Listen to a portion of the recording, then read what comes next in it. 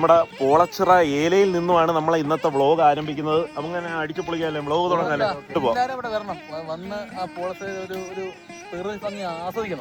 നമ്മൾ നമ്മുടെ വ്ളോഗ് ഇന്ന് ആരംഭിക്കുകയാണ്. ഒരു വെറൈറ്റി വ്ളോഗാണ്. ഞാൻ ഇപ്പം നിൽക്കുന്ന ഒരു പ്രകൃതി രമണീയമായ സ്ഥലമാണ് പോളച്ചിറ.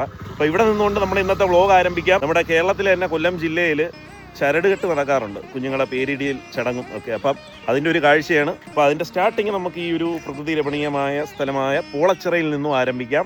ചേട്ടാ, ഈ പോളച്ചിറയെ പറ്റി എന്താ അഭിപ്രായം? ശാന്തമായ രീതിയാണ് ഇവിടെ. കുടുംബാട്ട് വന്നിട്ട് പിന്നെ സ്ഥലമാണ്, അടിപൊളി വൈബാണ്.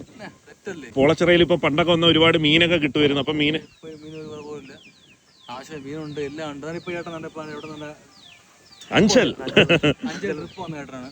ചേട്ടനാ പറയട്ടെ, പോളച്ചിറ സ്ഥലം കണ്ടിട്ട് നല്ല അടിപൊളി വൈബാണ്. ഈ പറഞ്ഞ പോലെ നല്ല ഭംഗിയുള്ള സ്ഥലമാണ്. അതുപോലെ വയലും നല്ല മാഞ്ചിയും ഈ ഒരു വഴി തന്നെ ഒരു രസമാണല്ലേ. നല്ല ഒരു പ്രത്യേക ഒരു അനുഭവം നല്ലൊരു അനുഭവം. ഇവിടെ നല്ല ശുദ്ധവായു കിട്ടൂല്ലേ? പിന്നെന്താ, ശുദ്ധമായി. ഇവിടെ നല്ല കാറ്റാണ്, നല്ല കാറ്റ്.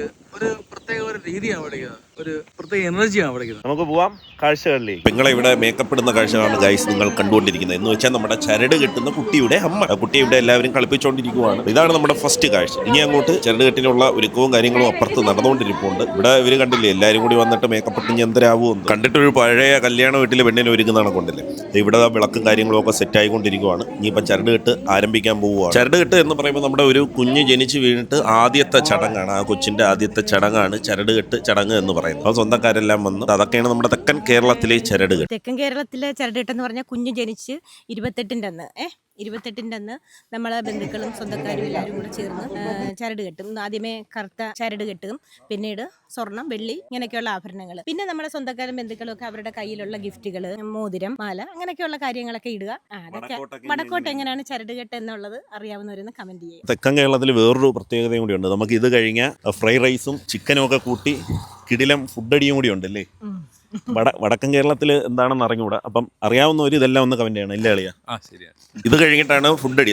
ഇവിടെ കണ്ടില്ല, ബ്രെഡൊക്കെ ഉള്ള ഈ ഒരു ഫ്രൈഡ് റൈസാണ് ഇവിടെ സെറ്റ് ചെയ്ത് വെച്ചിരിക്കുന്നത്. ബ്രെഡ്, ചെറിയൊക്കെ ഉള്ള ഫ്രൈഡ് റൈസ്, ചിക്കൻ അത് ഒരുക്കി വെച്ചിരിക്കുന്നുണ്ടപ്പോൾ തന്നെ എനിക്ക് ഭയങ്കരമായിട്ട് ഇൻട്രസ്റ്റിംഗ് ആയിട്ട് നല്ല മണമൊക്കെ ആയിരുന്നു. ബ്രെഡ് വിട്ടിട്ടുണ്ട്, ചേട്ടനാണ് പാചകം.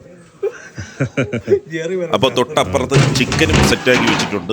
ചിക്കന്റെ മണവും ഇവിടെ ആകെ പരക്കുന്നുണ്ട്. ചിക്കനും റൈസും കൂടിയൊക്കെ ചേർന്ന് ചിഞ്ചുണ്ടാക്കടി മണമാണ് ഇവിടെ. അതിനുശേഷം എല്ലാവരും ഫുഡ് കഴിക്കാനിരുന്നു. കണ്ടില്ലേ, നല്ല വാഴയിലയിലാണ് ഇവിടെ ഫ്രൈഡ് റൈസും ചിക്കനും വിളമ്പുന്നത്. അതൊക്കെ കഴിച്ച് പിള്ളേരൊക്കെ ഇവിടെ സെറ്റായിട്ടുണ്ട്. ഇതൊക്കെയാണ് നമ്മുടെ തെക്കൻ കേരളത്തിലെ ഈ ഒരു ചരടുകെട്ടിന്റെ കാഴ്ചകളും കാര്യങ്ങളും എന്ന് പറയുന്നത്.